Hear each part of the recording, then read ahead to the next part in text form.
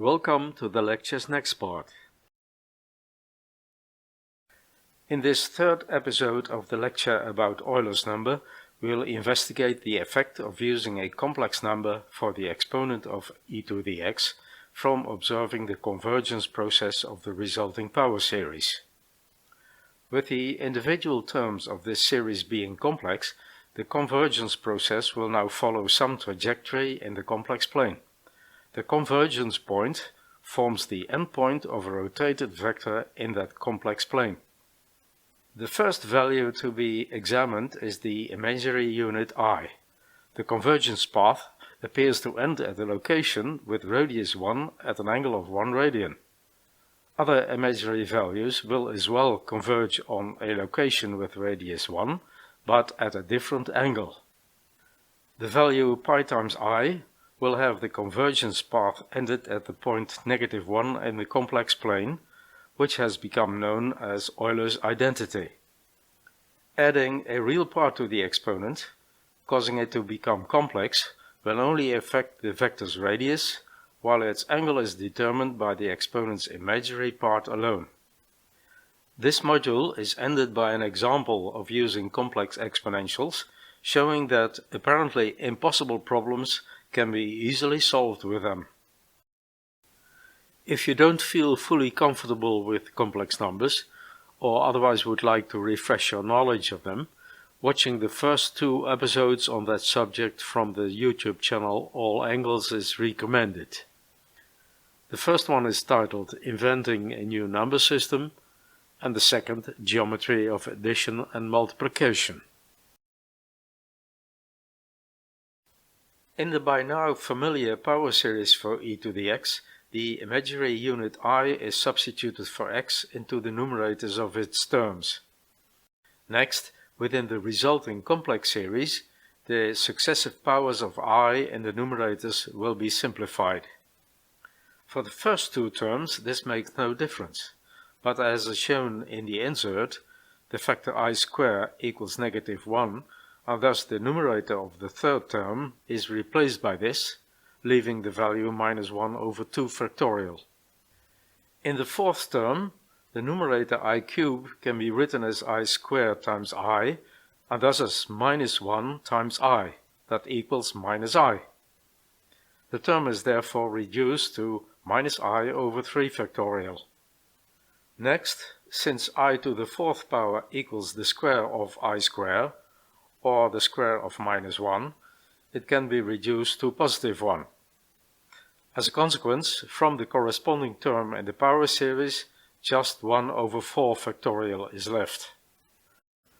From the fact that I to the 5th can be simplified to I again, leaving I/5 factorial for the subsequent term, the cyclic nature of the numerators will have become clear by now. This cyclic behavior continues through the remaining terms that are respectively reduced to -1/6 factorial, -I/7 factorial, +1/8 factorial, and so forth. The simplified power series appears to consist of intermitting real and imaginary terms that will next be collected separately. The successive real terms become 1, -1/2 factorial, +1/4 factorial, -1/6 factorial, and so on, while the imaginary ones, from which I has been factorized, are the size of +1/1 factorial, -1/3 factorial, +1/5 factorial, -1/7 factorial, and so forth. Remember that the first term 1 in the real subseries can be regarded as 1/0 factorial when trying to make sense of this result. It's further worth noting that both subseries consist of alternatingly signed terms. Both subseries converge equally fast. The numerical value of the real part is approximately 0.54, while that of the imaginary one is slightly in excess of 0.84. For the 14 decimal accuracy of these values, 18 mere terms are sufficient. That means just 9 real and 9 imaginary ones. Before delving deeper into the meaning of this numerical result, it's very illustrative to sketch the convergence process of the series within the complex plane term by term. The first term 1 represents a line segment between the origin and the position 1 on the real axis. The second term adds I to that. That means a vertical displacement to the location 1 plus I. Next, a half real is subtracted, representing a line segment of length a half to the left, after which 1/6 is subtracted from the imaginary part, making the location go down over that distance. Then adding 1/24 to the real part means going a bit to the right, and next, barely noticeable, 1/120th is added to the imaginary part. The remaining terms are so small that they are no longer visible on the scale of this drawing, so we conclude that this must be the position of e to the I on the complex plane. We've already seen before that the coordinates of its location are roughly 0.54 real and 0.84 imaginary. To get an idea of what this means, these coordinates are converted into polar notation represented by the dashed red vector. Its length is given by the modulus of e to the I, that is, according to Pythagoras, equal to the square root of the sum of the square of the real part and the square of the imaginary part. The more decimals of both real and imaginary parts are taken into consideration, the closer the result approaches 1, so the conclusion is inevitable that the modulus of e to the I equals 1. Next, the angle phi of the red vector is given by the arctangent of the imaginary part divided by the real part, obtaining approximately 57.3 degrees. If again the accuracy of the numerator and denominator is increased, this result approaches exactly 1 radian. The final conclusion is that e to the I resides on the unit circle in the complex plane at an angle of 1 radian. It is represented by a vector of length 1 rotated over the angle of 1 radian. This compelling result forms an invitation to exercise some more frequently occurring imaginary values for the exponent of e. The first one to be evaluated is I times pi over 2. The convergence path of e to the power I times pi over 2 is a bit swollen compared to the previous case. Apart from the first one, the consecutive line segments are enlarged by a factor pi over 2, its square, its cube, and so forth, as can be seen from the drawing. As a consequence, it takes more segments to close in to its final destination. The path converges again on the unit circle, but this time at an angle of pi over 2 radians, which is located at the position of I along the imaginary axis. That means that e to the power I times pi over 2 is represented by a vector of length 1 having an angle of pi over 2 radians counterclockwise. By now, it will come to no surprise anymore what the effect will be of increasing e's exponent to I times pi. In the first place, the convergence path will be expanded even more, and it will also take more segments before closing into its point of convergence. This point lies yet again on the unit circle, but at an angle of pi radians, which comes to the location -1. This leads to the observation that e to the power I times pi forms a vector once more of length 1, this time pointing at an angle of pi radians. The fact that e to the power I times pi equals -1 is quite a famous relation that has become commonly known as Euler's identity. We are now in a position to generalize the previous examples. Considering the quantity e to the power I times phi, in which phi possesses an arbitrary real value, then from those examples the conclusion can be drawn that it must represent a vector in the complex plane, the length of which is always 1, rotated by an angle the size of phi. What would happen if some other vector of length 1 at angle alpha, that's the exponential e to the power I times alpha, is multiplied by the vector e to the power I times phi, the product will form a new vector, again of length 1, but at some other angle beta. Multiplying exponential functions comes to adding their exponents, so that the new angle beta is given by the sum of alpha and phi. The effect is that multiplying a complex number by the vector e to the power I times phi has the vector that's representing it simply revolved counterclockwise around the origin of the complex plane over the angle phi. When e's exponent is made complex by adding the real part sigma to it, that so modified exponential can be written as the product of e to the sigma and e to the I times phi power. The quantity e to the sigma is always real and thus forms a mere scaling factor for the complex vector e to the I times phi, changing its radius to r. As a consequence, the endpoint of the complex exponential e to the power sigma plus I times phi is located on a circle of radius r equals e to the sigma that is concentric to the unit circle. When sigma is negative, which is the case in the drawing, the radius is smaller than 1, but if it becomes positive, then the radius is greater than that of the unit circle.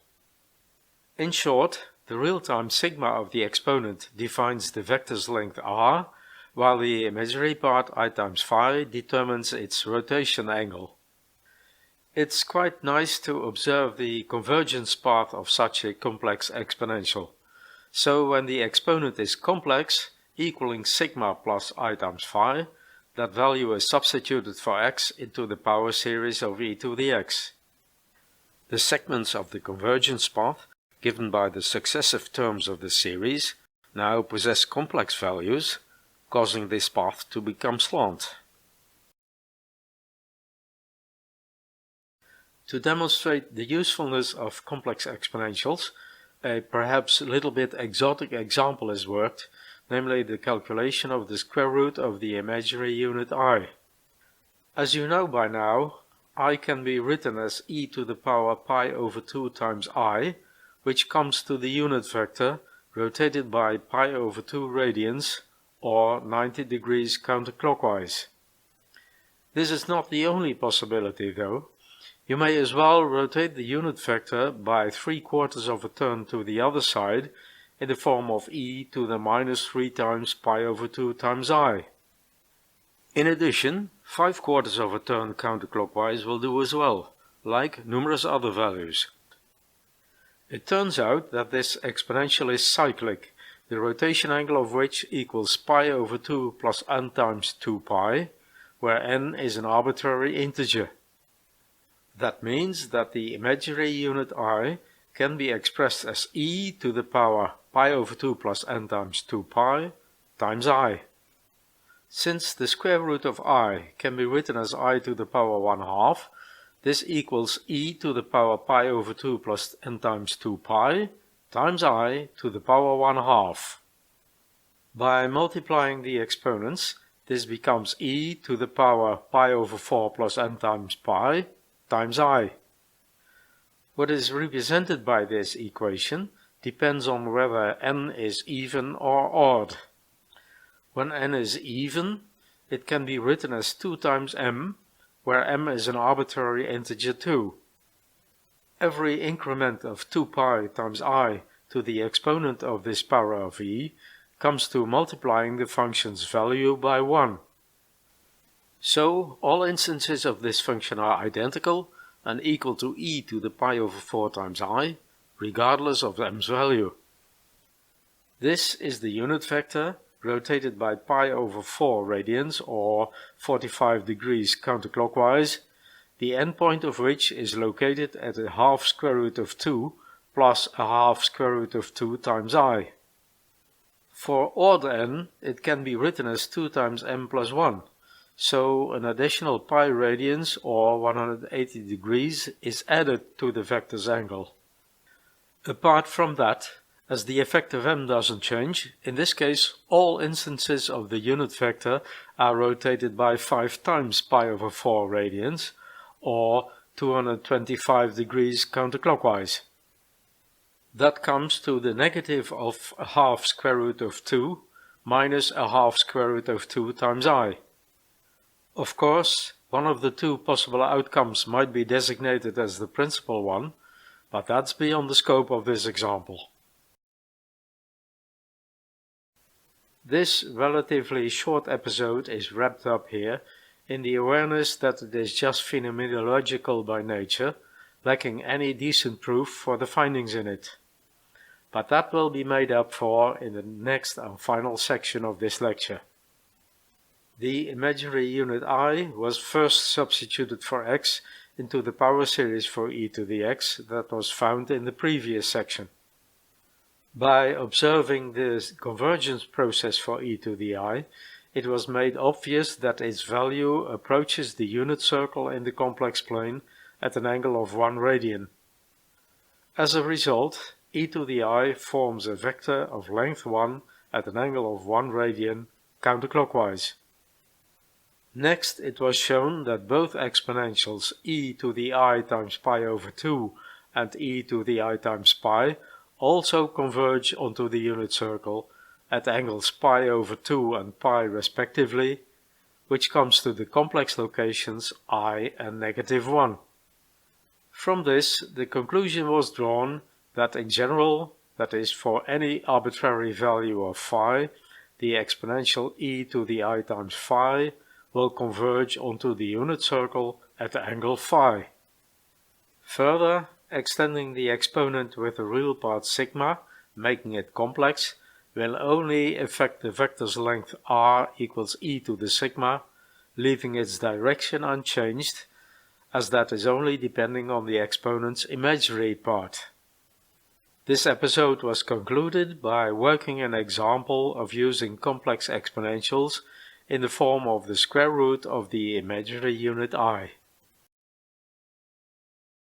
Please hit the like button if you find this video informative, and I hope you're interested in the next episode as well.